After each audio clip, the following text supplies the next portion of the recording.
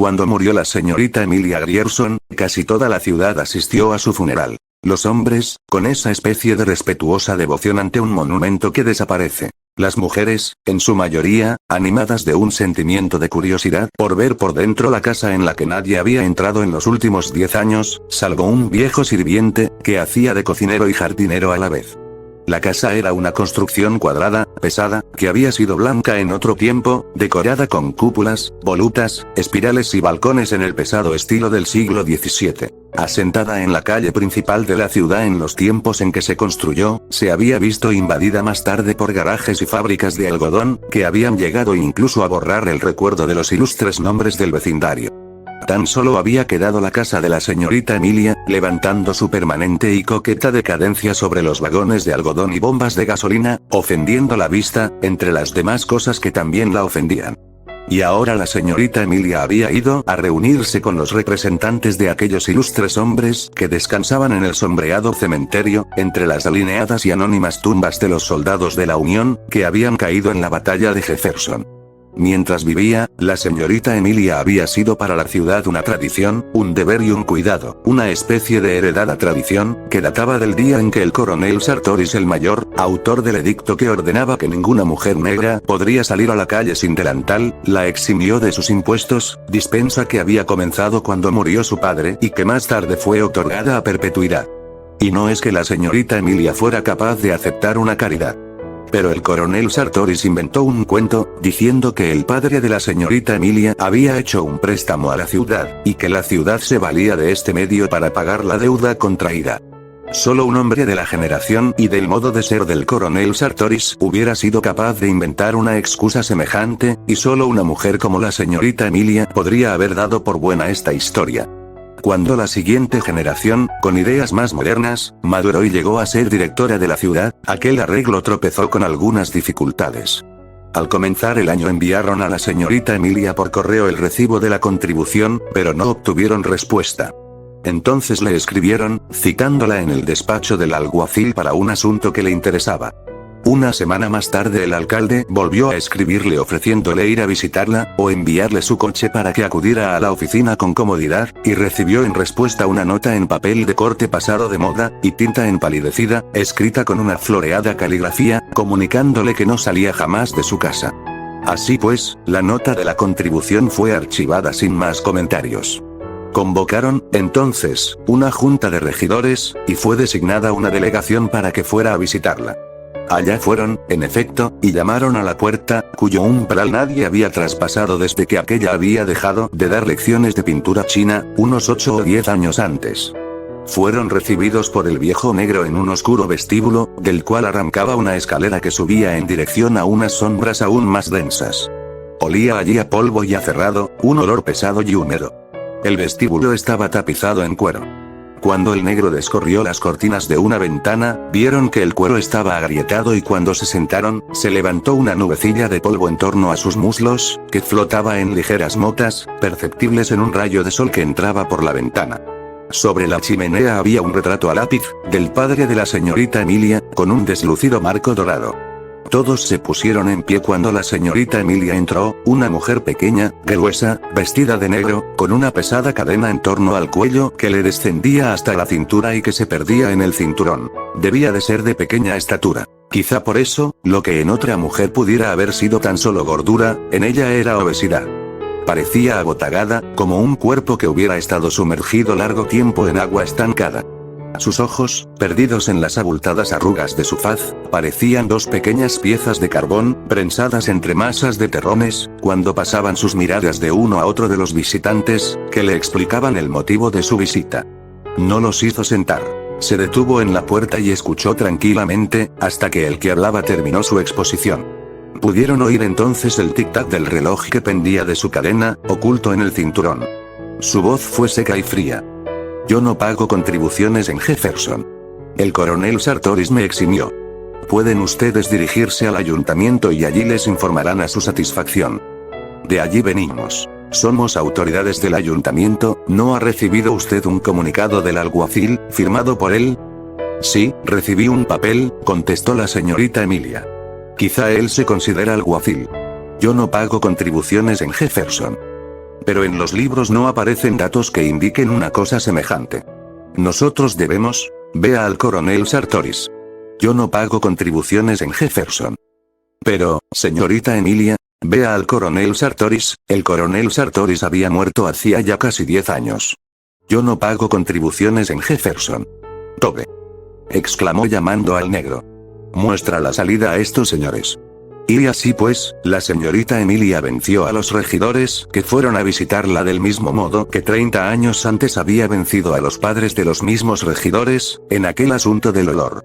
Esto ocurrió 2 años después de la muerte de su padre y poco después de que su prometido, todos creímos que iba a casarse con ella, la hubiera abandonado. Cuando murió su padre apenas si volvió a salir a la calle. Después que su prometido desapareció, casi dejó de vérsele en absoluto. Algunas señoras que tuvieron el valor de ir a visitarla, no fueron recibidas. Y la única muestra de vida en aquella casa era el criado negro, un hombre joven a la sazón, que entraba y salía con la cesta del mercado al brazo. Como si un hombre, cualquier hombre, fuera capaz de tener la cocina limpia, comentaban las señoras, así que no les extrañó cuando empezó a sentirse aquel olor. Y esto constituyó otro motivo de relación entre el bajo y prolífico pueblo y aquel otro mundo alto y poderoso de los Grierson. Una vecina de la señorita Emilia acudió a dar una queja ante el alcalde y juez Stevens, anciano de 80 años. ¿Y qué quiere usted que yo haga?, dijo el alcalde. ¿Qué quiero que haga? Pues que le envíe una orden para que lo remedie. ¿Es que no hay una ley? No creo que sea necesario, afirmó el juez Stevens. ¿Será que el negro ha matado alguna culebra o alguna rata en el jardín? Ya le hablaré acerca de ello. Al día siguiente, recibió 2 quejas más, una de ellas partió de un hombre que le rogó cortésmente. Tenemos que hacer algo, señor juez. Por nada del mundo querría yo molestar a la señorita Emilia. Pero hay que hacer algo. Por la noche, el tribunal de los regidores, 3 hombres que peinaban canas, y otro algo más joven, se encontró con un hombre de la joven generación, al que hablaron del asunto. Es muy sencillo, afirmó este. Ordenen a la señorita Emilia que limpie el jardín, denle algunos días para que lo lleve a cabo y si no lo hace, por favor, señor, exclamó el juez Stevens. ¿Va usted a acusar a la señorita Emilia de que huele mal? Al día siguiente por la noche, después de las 12, 4 hombres cruzaron el césped de la finca de la señorita Emilia y se deslizaron alrededor de la casa, como ladrones nocturnos, husmeando los fundamentos del edificio, construidos con ladrillo, y las ventanas que daban al sótano, mientras uno de ellos hacía un acompasado movimiento, como si estuviera sembrando, metiendo y sacando la mano de un saco que pendía de su hombro. Abrieron la puerta de la bodega, y allí esparcieron cal, y también en las construcciones anejas a la casa. Cuando hubieron terminado y emprendían el regreso, detrás de una iluminada ventana que al llegar ellos estaba oscura, vieron sentada a la señorita Emilia, rígida e inmóvil como un ídolo. Cruzaron lentamente el prado y llegaron a los algarrobos que se alineaban a lo largo de la calle. Una semana o 2 más tarde, aquel olor había desaparecido. Así fue como el pueblo empezó a sentir verdadera compasión por ella. Todos en la ciudad recordaban que su anciana tía, Lady Wyatt, había acabado completamente loca, y creían que los Grierson se tenían en más de lo que realmente eran. Ninguno de nuestros jóvenes casaderos era bastante bueno para la señorita Emilia. Nos habíamos acostumbrado a representarnos a ella y a su padre como un cuadro. Al fondo, la esbelta figura de la señorita Emilia, vestida de blanco. En primer término, su padre, dándole la espalda, con un látigo en la mano, y los dos, enmarcados por la puerta de entrada a su mansión. Y así, cuando ella llegó a sus 30 años en estado de soltería, no solo nos sentíamos contentos por ello, sino que hasta experimentamos como un sentimiento de venganza. A pesar de la tara de la locura en su familia, no hubieran faltado a la señorita Emilia ocasiones de matrimonio, si hubiera querido aprovecharlas.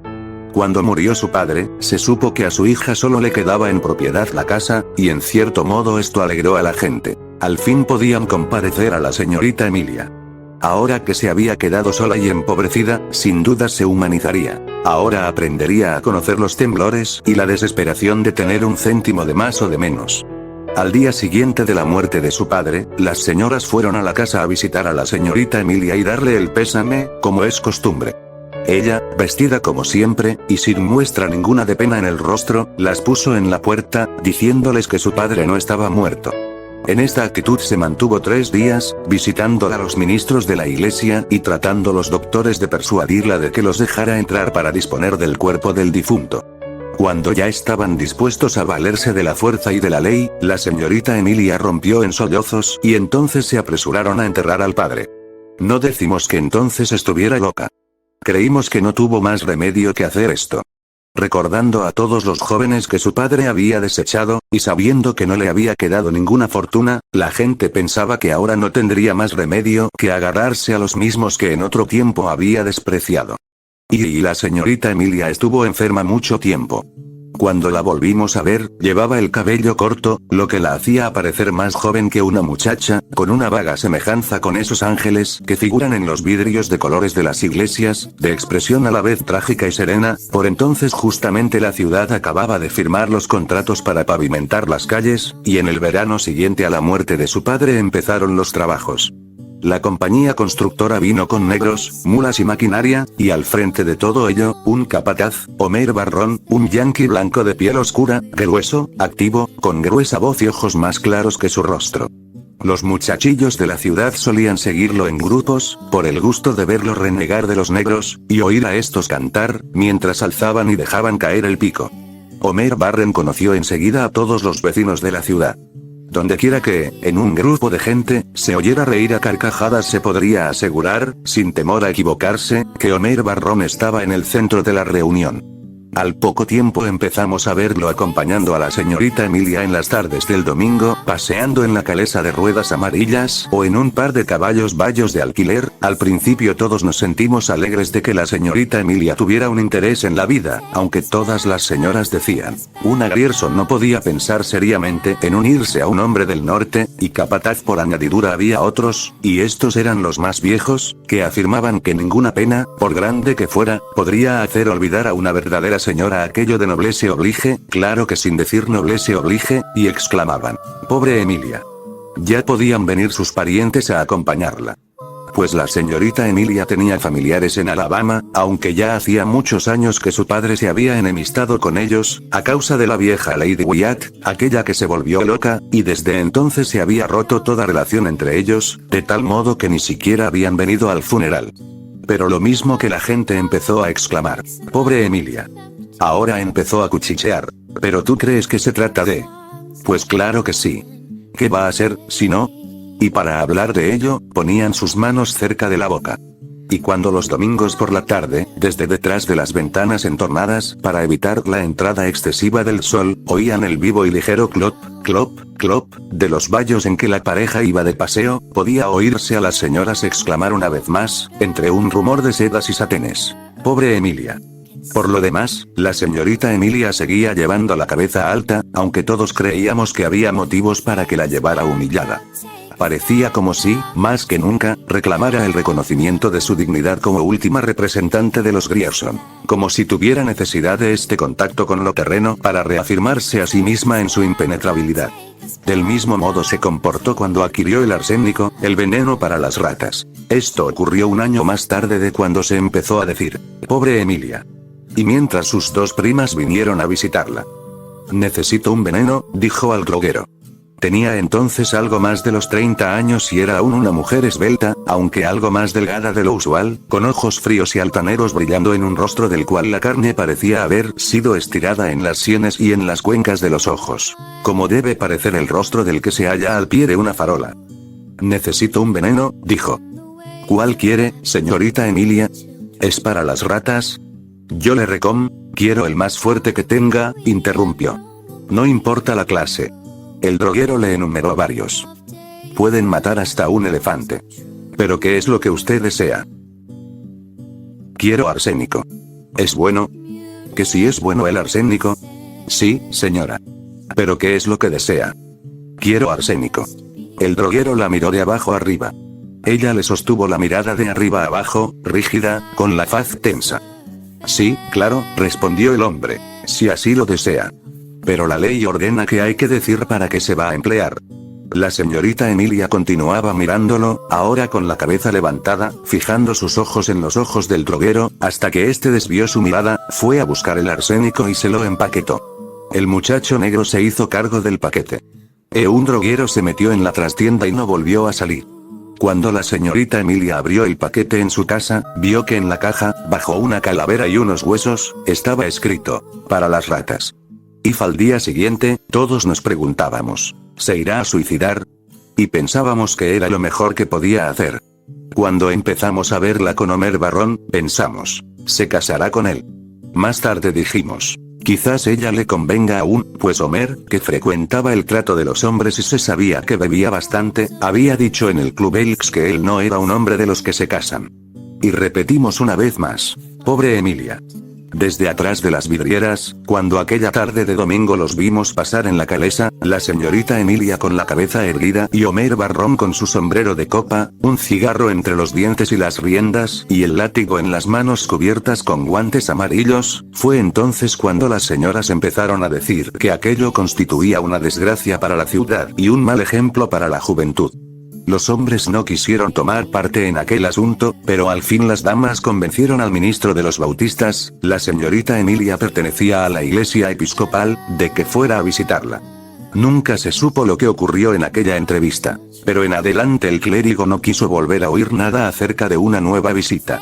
El domingo que siguió a la visita del ministro, la pareja cabalgó de nuevo por las calles, y al día siguiente la esposa del ministro escribió a los parientes que la señorita Emilia tenía en Alabama. De este modo, tuvo a sus parientes bajo su techo y todos nos pusimos a observar lo que pudiera ocurrir. Al principio no ocurrió nada, y empezamos a creer que al fin iban a casarse. Supimos que la señorita Emilia había estado en casa del joyero y había encargado un juego de tocador para hombre, en plata, con las iniciales HB. 2 días más tarde nos enteramos de que había encargado un equipo completo de trajes de hombre, incluyendo la camisa de noche, y nos dijimos: van a casarse, y nos sentíamos realmente contentos. Y nos alegrábamos más aún, porque las dos parientas que la señorita Emilia tenía en casa eran todavía más Grierson de lo que la señorita Emilia había sido. Así pues, no nos sorprendimos mucho cuando Homer Barron se fue, pues la pavimentación de las calles ya se había terminado hacía tiempo. Nos sentimos, en verdad, algo desilusionados de que no hubiera habido una notificación pública. Pero creímos que iba a arreglar sus asuntos, o que quizá trataba de facilitarle a ella el que pudiera verse libre de sus primas. Por este tiempo, hubo una verdadera intriga y todos fuimos aliados de la señorita Emilia para ayudarla a desembarazarse de sus primas. En efecto, pasada una semana, se fueron y, como esperábamos, 3 días después volvió Homer Barron. Un vecino vio al negro abrirle la puerta de la cocina, en un oscuro atardecer, y esta fue la última vez que vimos a Homer Barron. También dejamos de ver a la señorita Emilia por algún tiempo. El negro salía y entraba con la cesta de ir al mercado, pero la puerta de la entrada principal permanecía cerrada. De vez en cuando podíamos verla en la ventana, como aquella noche en que algunos hombres esparcieron la cal, pero casi por espacio de 6 meses no fue vista por las calles. Todos comprendimos entonces que esto era de esperar, como si aquella condición de su padre, que había arruinado la vida de su mujer durante tanto tiempo, hubiera sido demasiado virulenta y furiosa para morir con él. Cuando vimos de nuevo a la señorita Emilia, había engordado y su cabello empezaba a ponerse gris. En pocos años este gris se fue acentuando, hasta adquirir el matiz del plomo. Cuando murió, a los 74 años, tenía aún el cabello de un intenso gris plomizo, y tan vigoroso como el de un hombre joven. Todos estos años la puerta principal permaneció cerrada, excepto por espacio de unos 6 o 7, cuando ella andaba por los 40, en los cuales dio lecciones de pintura china. Había dispuesto un estudio en una de las habitaciones del piso bajo, al cual iban las hijas y nietas de los contemporáneos del coronel Sartoris, con la misma regularidad y aproximadamente con el mismo espíritu con que iban a la iglesia los domingos, con una pieza de 125 para la colecta. Entretanto, se le había dispensado de pagar las contribuciones. Cuando la generación siguiente se ocupó de los destinos de la ciudad, las discípulas de pintura, al crecer, dejaron de asistir a las clases, y ya no enviaron a sus hijas con sus cajas de pintura y sus pinceles, a que la señorita Emilia les enseñara a pintar según las manidas imágenes representadas en las revistas para señoras. La puerta de la casa se cerró de nuevo y así permaneció en adelante. Cuando la ciudad tuvo servicio postal, la señorita Emilia fue la única que se negó a permitirles que colocasen encima de su puerta los números metálicos, y que colgasen de la misma un buzón. No quería ni oír hablar de ello. Día tras día, año tras año, veíamos al negro ir y venir al mercado, cada vez más canoso y encorvado. Cada año, en el mes de diciembre, le enviábamos a la señorita Emilia el recibo de la contribución, que nos era devuelto, una semana más tarde, en el mismo sobre, sin abrir. Alguna vez la veíamos en una de las habitaciones del piso bajo, evidentemente había cerrado el piso alto de la casa, semejante al torso de un ídolo en su nicho, dándose cuenta, o no dándose cuenta, de nuestra presencia. Eso nadie podía decirlo. Y de este modo la señorita Emilia pasó de una a otra generación, respetada, inasequible, impenetrable, tranquila y perversa. Y así murió. Cayó enferma en aquella casa, envuelta en polvo y sombras, teniendo para cuidar de ella solamente a aquel negro topón. Ni siquiera supimos que estaba enferma, pues hacía ya tiempo que habíamos renunciado a obtener alguna información del negro. Probablemente este hombre no hablaba nunca, ni aún con su ama, pues su voz era ruda y áspera, como si la tuviera en desuso. Murió en una habitación del piso bajo, en una sólida cama de nogal, con cortinas, con la cabeza apoyada en una almohada amarilla, empalidecida por el paso del tiempo y la falta de sol. El negro recibió en la puerta principal a las primeras señoras que llegaron a la casa, las dejó entrar curioseándolo todo y hablando en voz baja, y desapareció. Atravesó la casa, salió por la puerta trasera y no se volvió a ver más. Las dos primas de la señorita Emilia llegaron inmediatamente, dispusieron el funeral para el día siguiente, y allá fue la ciudad entera a contemplar a la señorita Emilia yaciendo bajo montones de flores, y con el retrato a lápiz de su padre colocado sobre el ataúd, acompañada por las dos damas sibilantes y macabras. En el balcón estaban los hombres, y algunos de ellos, los más viejos, vestidos con su cepillado uniforme de confederados. Hablaban de ella como si hubiera sido contemporánea suya, como si la hubieran cortejado y hubieran bailado con ella, confundiendo el tiempo en su matemática progresión, como suelen hacerlo las personas ancianas, para quienes el pasado no es un camino que se aleja, sino una vasta pradera a la que el invierno no hace variar, y separado de los tiempos actuales por la estrecha unión de los últimos 10 años. Sabíamos ya todos que en el piso superior había una habitación que nadie había visto en los últimos 40 años y cuya puerta tenía que ser forzada. No obstante esperaron, para abrirla, a que la señorita Emilia descansara en su tumba. Al echar abajo la puerta, la habitación se llenó de una gran cantidad de polvo, que pareció invadirlo todo. En esta habitación, preparada y adornada como para una boda, por doquiera parecía sentirse como una tenue y acre atmósfera de tumba. Sobre las cortinas, de un marchito color de rosa. Sobre las pantallas, también rosadas, situadas sobre la mesa a tocador. Sobre la araña de cristal. Sobre los objetos de tocador para hombre, en plata tan oxidada que apenas se distinguía el monograma con que estaban marcados. Entre estos objetos aparecía un cuello y una corbata, como si se hubieran acabado de quitar y así, abandonados sobre el tocador, resplandecían con una pálida blancura en medio del polvo que lo llenaba todo. En una silla estaba un traje de hombre, cuidadosamente doblado. Al pie de la silla, los calcetines y los zapatos. El hombre yacía en la cama. Por un largo tiempo nos detuvimos a la puerta, mirando asombrados aquella apariencia misteriosa y descarnada. El cuerpo había quedado en la actitud de abrazar, pero ahora el largo sueño que dura más que el amor, que vence al gesto del amor, lo había aniquilado. Lo que quedaba de él, pudriéndose bajo lo que había sido camisa de dormir, se había convertido en algo inseparable de la cama en que yacía. Sobre él, y sobre la almohada que estaba a su lado, se extendía la misma capa de denso y tenaz polvo. Entonces nos dimos cuenta de que aquella segunda almohada ofrecía la depresión dejada por otra cabeza. Uno de los que allí estábamos levantó algo que había sobre ella e inclinándonos hacia adelante, mientras se metía en nuestras narices aquel débil e invisible polvo seco y acre, vimos una larga hebra de cabello gris. Adolescencia y no era natural de la región. Como le había sido impuesto por las ciegas maquinaciones del azar y de la aún más ciega junta escolar del condado, habría de seguir siendo hasta el fin de sus días extranjera en esta tierra de colinas de pinos y hondonadas de lluvia y de fecundas tierras ribereñas. El suyo debería haber sido un medio de decadencia levemente sentimental, de comodidad formal entre ritos de té y actividades delicadas y superfluas. Era una mujer menuda con enormes ojos oscuros, que en el galanteo físicamente crudo de Joe Bunden habría de hallar el falso romance donde encauzar los ardores de sus inhibiciones presbiterianas. Los primeros 10 meses de su matrimonio, un tiempo de trabajo manual sin precedentes, no lograron destruir sus ilusiones. Su vida mental, proyectada hacia adelante, hacia el esperado hijo, le ayudó a sobrellevarlos. Había anhelado que fueran gemelos, niño y niña, para poder llamarles Romeo y Julieta, pero se vio forzada a prodigar su hambriento afecto a Julieta, únicamente. Su marido disculpó la elección del nombre con una tolerante risotada. La paternidad pesaba solo muy levemente sobre sus espaldas. Como todos los machos de su índole, consideraba la llegada ineludible de los hijos como un inevitable inconveniente más del matrimonio, como el riesgo de mojarse los pies mientras se pesca. Y a partir de entonces, de forma regular y sucesiva, aparecieron Kirill, que un día accedería al cuerpo legislativo del estado, y Jeff Davis, que acabó colgado en Texas por el robo de un caballo, y otro varón a quien la madre, ya con el ánimo quebrado y apática en extremo, renunció a dar nombre alguno y que, por conveniencia, atendía por Bud II, y que llegaría a ser profesor de latín, con cierta debilidad por Catulo, en una pequeña universidad del Medio Oeste.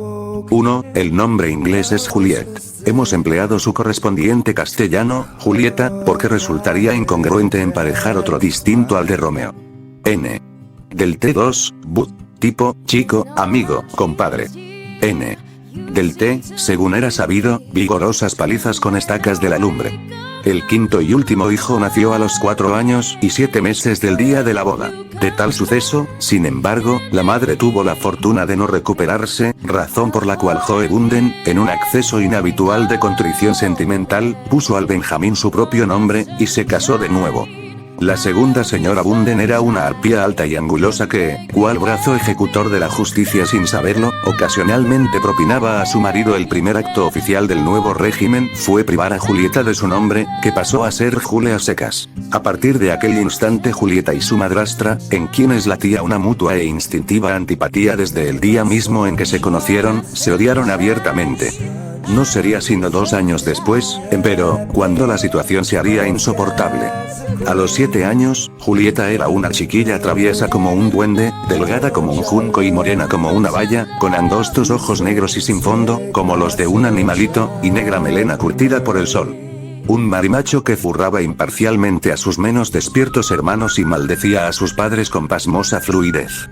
Joe Bunden, en sus periódicos arrebatos de plañidera embriaguez, se lamentaba de la desintegración de la familia e imploraba a Julieta que fuera más cordial con su madrastra. Como quiera que la brecha abierta entre las dos fuera insalvable, Joe Bunden se vio obligado, a fin de procurarse algo de paz, a enviar a Julieta a casa de la abuela. Allí todo era diferente, hasta el punto de que su protesta retadora ante el orden existente se convirtió en mera beligerancia perpleja. Y, pasado un tiempo, ante la ausencia de cualquier tensión emocional, en una suerte de felicidad negativa. También allí había quehaceres en la casa y en el huerto, pero vivían juntas apaciblemente. Su abuela, que era la madre de su padre, había dejado atrás las perturbadoras ramificaciones del sexo, y consiguientemente era juiciosa. Controlaba a Julieta de modo casi tan sutil, que jamás había entre ellas roce alguno. Julieta poseía al fin, sin desazones, la paz e intimidad que deseaba. La casa cuyo foco tormentoso había sido no la habría reconocido. El cambio, que sobrevino en el momento crucial, la había expurgado de su orgullo ardiente y susceptible, de su belicosidad nerviosa e inquieta, del mismo modo que su vida anterior la había expurgado de todo afecto animal por los padres. La mera mención de su padre y hermanos, empero, concitaba en ella toda la incontrolada turbulencia del pasado, a la sazón latente pero tan dinámica como siempre.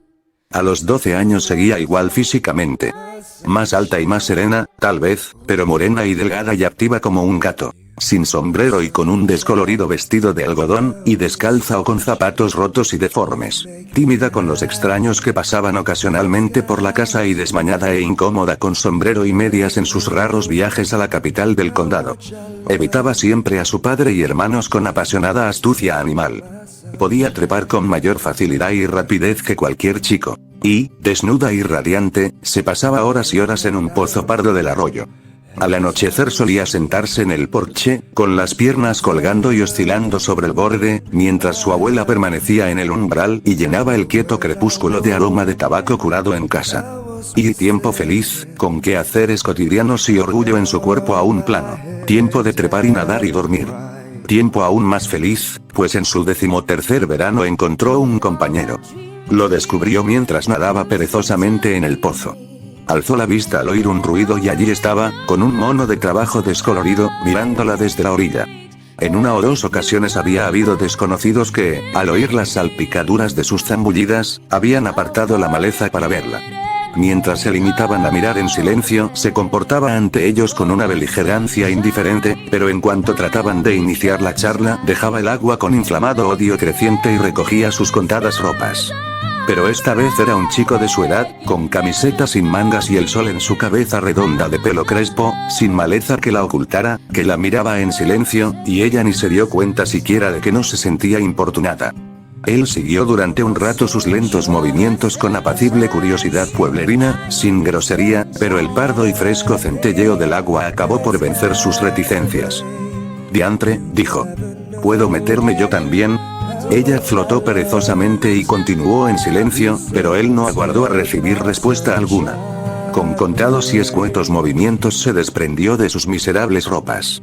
Su piel era como papel viejo. Trepó sobre una rama que sobresalía por encima del agua. Gritó con voz estridente. «Mírame». Y, retorciéndose desgarbadamente, se zambulló en el pozo en medio de salpicaduras prodigiosas. «No es así», dijo ella con calma al verlo reaparecer ruidosamente. «Fíjate cómo se hace». Y, mientras él flotaba en el agua y la miraba, ella trepó a la rama y se quedó unos instantes en equilibrio precario, con el cuerpo brillante y plano, réplica del chico, erguido. Y se zambulló. «Diantre, eso está muy bien. Déjame ver si puedo hacerlo».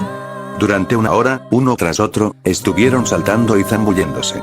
Al cabo, cansados y con un zumbido en la cabeza, se deslizaron por el riachuelo hasta llegar a un punto de agua poco profunda, y se quedaron tendidos sobre la caliente arena. Se llamaba le dijo. Vivía en una granja al otro lado del río. Permanecieron tumbados en silenciosa compañía, luego se durmieron, y despertaron hambrientos.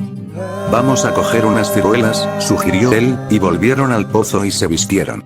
Y fue el tiempo feliz, un tiempo tan claro y apacible que ella olvidó que no había sido así siempre. Que ella y él no podrían seguir así indefinidamente, como dos animales en un estío eterno.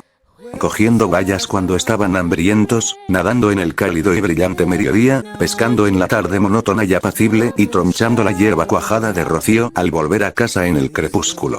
Take my sunshine away.